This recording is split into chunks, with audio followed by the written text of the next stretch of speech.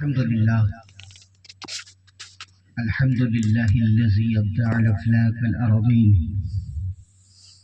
والصلاة والسلام على من كان نبيا وآدم بين الماء والطين،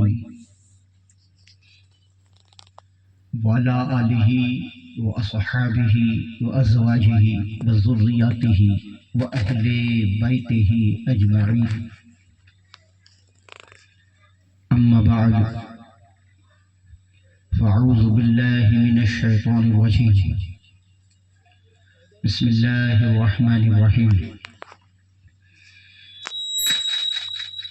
قل لا أسألكم عليه أجرا إلا المودة في القربى. آمنت بالله صدق الله المولانا العظيم، وبلغنا رسوله النبي الأمين المكين المتين الكريم، ونحن على ذلك لمن الشاهدين والشاكرين والذاكرين والحمد لله رب العالمين. بارگاہ رسالت و آل رسالت میں عشق و محبت کے ساتھ بآواز بلند درود پاک کا نذرانہ پیش کرے اور پڑھیں. اللہم صلی علی سیدنا مولانا محمد وعلی آل سیدنا مولانا محمد وبارک وسلم. سبحان ربک رب العزت عما یصفون وسلام علی المرسلین والحمد للہ رب العالمین. بحق لا الہ الا اللہ. منبر رسول پہ براجمان جلوہ فرما عرش مقام تمام کے تمام سادات کرام و علماء ذوی الاحتشام و احترام، بالخصوص استاذ العلماء حضرت علامہ و مولانا صادق حسن صاحب صابری، بالخصوص ناظم جلسہ حضرت علامہ مولانا عبد القادر صاحب،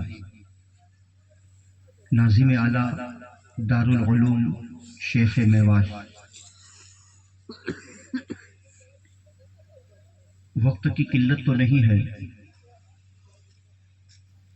مگر ملت کی غیر حاضری زیادہ ہے. ماشاءاللہ سرکار سیدنا کمال ملت آل نبی اولاد علی الشاہ سید کمال الدین بابا رحمت اللہ تعالی علیہ کے عرس کے موقع پر آپ کے فرزند انجمن الشاہ سید شاداب بابا سلمہ کی دعوت ملی تھی. مصروفیت کے بعد بھی شہزادے کی دعوت پر لبیک کہتے ہوئے دیار کمال میں حاضر آ گیا. سامعین کرام، بڑے بڑے خطبہ اور نعت خواں حضرات آپ کے پیش نظر ہے. مجھے تقریر سنانی نہیں ہے، میں کمال بابا کی بارگاہ میں حاضری دینے آیا ہوں. بس اپنے معروضات، وچارات، خیالات آپ کے کان تک پہنچا کر میں اپنے گھر کی طرف روانہ ہونے کا ارادہ رکھتا ہوں، کیونکہ انگریزی تاریخ 12/2/2025 بروز بدھ ظہر کی نماز کے بعد سے لے کر عشاء کی نماز تک میرے والد گرامی حضور سرکار سید حسن علی بابا، جن کا عرس مبارک ہے، جس میں سندل اور امت کی 30 غریب بیٹیوں کی نکاح خوانی یعنی سمو شادی بھی رکھی ہے. سامعین کرام، تمہیدی گفتگو کے ساتھ نعرہ تکبیر، پتی سرکار سید شاداب بابا بھی جلوہ بار ہے. سامعین کرام، کچھ باتیں آپ کے کان تک پہنچانے کی امید لے کر بیٹھا ہوں.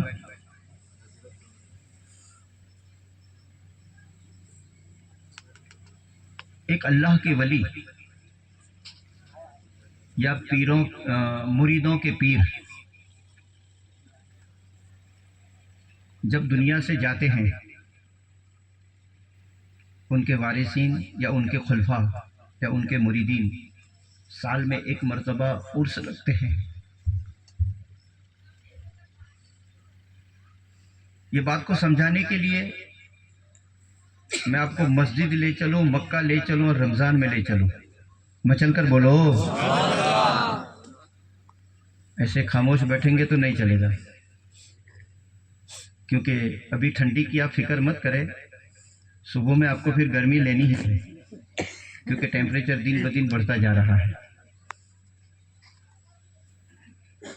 مفسرین کرام یوں فرماتے ہیں کہ جب ایک بندہ اپنی فیملی کے ساتھ بیٹھا ہے، بیوی کے ساتھ، بچوں کے ساتھ، ہو سکتا ہے ٹیلی ویژن کے سامنے بھی ہو، بیڈ پر ہو، صوفہ پر ہو، مگر جیسے مسجد سے اذان کی آواز آتی ہے، اللہ اکبر اللہ اکبر، مسجد سے آنے والی آواز، اذان کی آواز جب بندہ سن لیتا ہے اور اپنے پریوار کو چھوڑ کر سیدھا مسجد کی طرف آتا ہے تو رب کی رحمت کا جواب ملتا ہے، بندے تم مسجد میں آ گیا، ہم سمجھ گئے کہ تجھ کو فیملی سے زیادہ اپنے پروردگار سے پیار ہے۔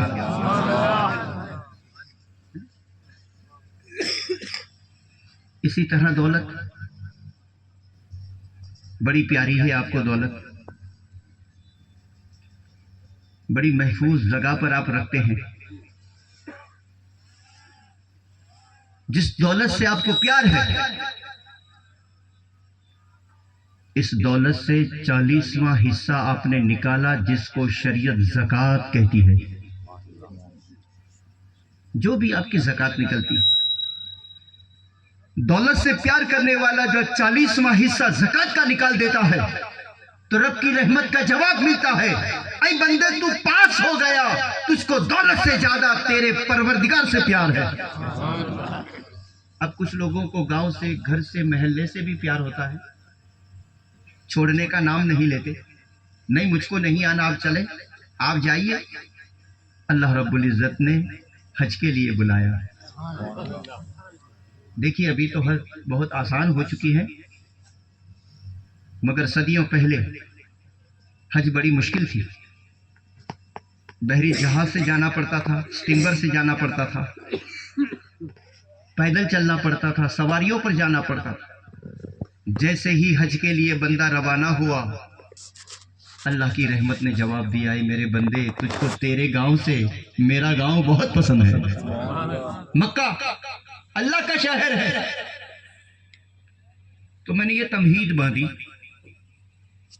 اب کمال بابا جب زمین پر تھے، وورا میں، وزیریا میں، تلک واڑہ میں، کامسولی میں، میواس میں، بڑودے میں، آردس نگر میں، ادھر ادھر آتے جاتے تھے، سب لوگ آتے تھے، ملتے تھے۔ اسی لیے تو خلفاء اور وارثین نے یہ عرس کا ایک پروگرام بنایا کہ حضرت اب زمین کے اندر ہے، دیکھو کتنے آتے ہیں،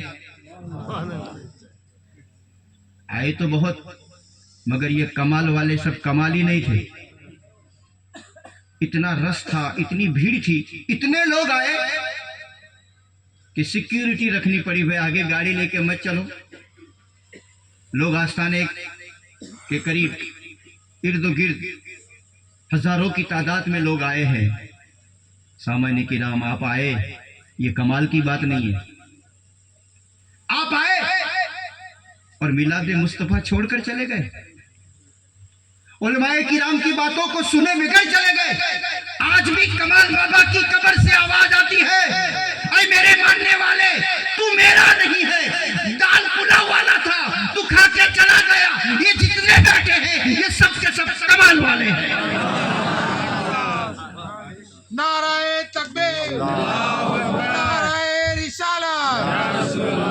جتنے بیٹے ہیں سب کمال بابا کے ماننے والے ہیں، دال پلاؤ والے چلے گئے۔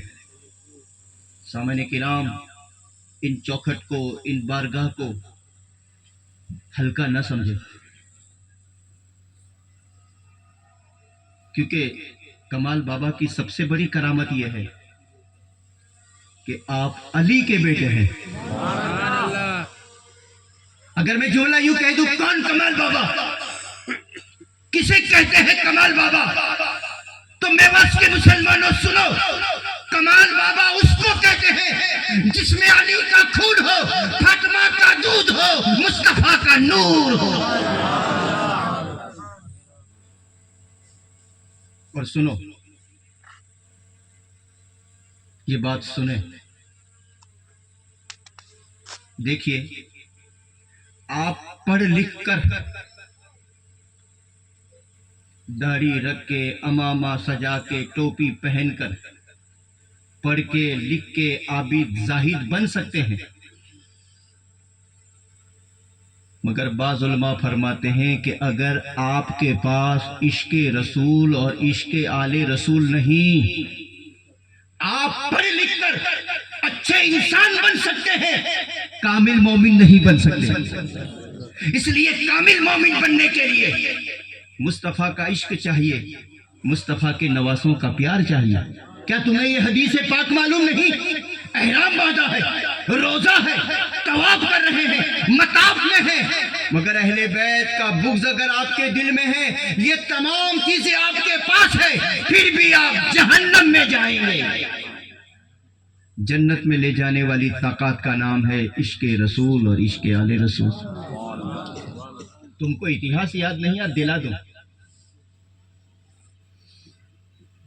دیکھیے، عشرہ مبشرہ، یہ آیا ہے، 10 وہ لوگ جن کو جنت کی بشارتیں دی۔ ان عشرہ مبشرہ میں دوسرے نمبر پر فاروق اعظم کا نام ہے۔ کون فاروق اعظم؟ جس کے دور حکومت میں پانی کے گھاٹ پر بکری اور بھیڑیا دونوں ساتھ میں پانی پیتے تھے۔ شیر کی طاقت نہیں کہ بکری پر حملہ کرے، اور بکری اتنی نڈر ہے کہ شیر سے نہ ڈرے۔ بکری شیر سے ڈرتی نہیں تھی اور شیر بکری پر حملہ نہیں کرتا تھا۔ یہ فاروق اعظم کا دور۔ اور عشرہ مبشرہ میں دوسرے نمبر پر فاروق اعظم کا نام ہے۔ عشرہ مبشرہ تو جانتے ہیں، جن کو جنت کی بشارت دی گئی، وہ 10 جن کو جنت کا مژدہ دیا، جنت کا مژدہ، جنت کی بشارت دی۔ یہ آپ سن چکے ہیں، علماء سے سن چکے ہیں، خطبہ سے سن چکے ہیں، خانقاہوں میں سن چکے ہیں، پڑھنے والے بچے درسگاہوں میں سن چکے ہیں۔ سیدنا فاروق اعظم کو اللہ کے رسول نے جنت کی بشارت دی، مگر ایک واقعہ یہ بھی کہتا ہے کہ جب کھجور گرانے کا موقع آیا،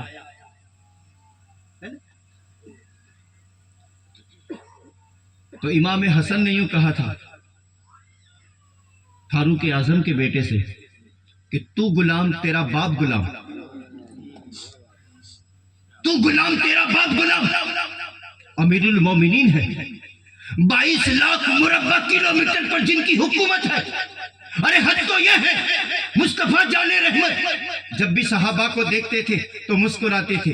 1 صحابہ، 2 صحابہ، 5 صحابہ، 50 صحابہ، جتنے صحابہ آتے تھے سرکار دیکھتے تھے، مسکراتے تھے۔ ایک فاروق اعظم کی ایسی ذات ہے کہ جب فاروق اعظم نبی کی بارگاہ میں آتے تھے تو میرے آقا یوں کہا کرتے تھے، میرے صحابہ سنو، اگر میرے بعد کوئی نبی ہوتا تو عمر ہوتا، میرے بعد کوئی نبی ہوتا تو عمر ہوتا۔ اتنا بڑا رتبہ، مگر فاروق اعظم تک جب یہ پیغام پہنچا تو فاروق اعظم نے یوں کہا کہ اگر حسین نے یوں کہا ہے تو پھر لکھا کر لاؤ، لکھا کر لاؤ، تحریر کر کے لاؤ، چٹھی لکھا کے لاؤ، کاغذ پہ لکھا کے لاؤ۔ उस जमाने में जिस पर लिखा जाए लिखा के लाओ। पूछा कि आपने क्यों लिखाया?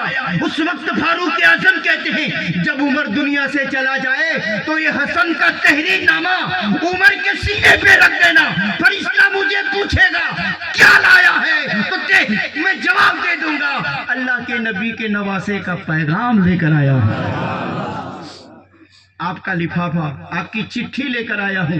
क्या मतलब? फारूक आजम जानते हैं कि मुझे रसूल अल्लाह ने जन्नत की बशारत दी है, इसी रसूल ने हसन हुसैन को जन्नती जवानों का सरदार बनाया।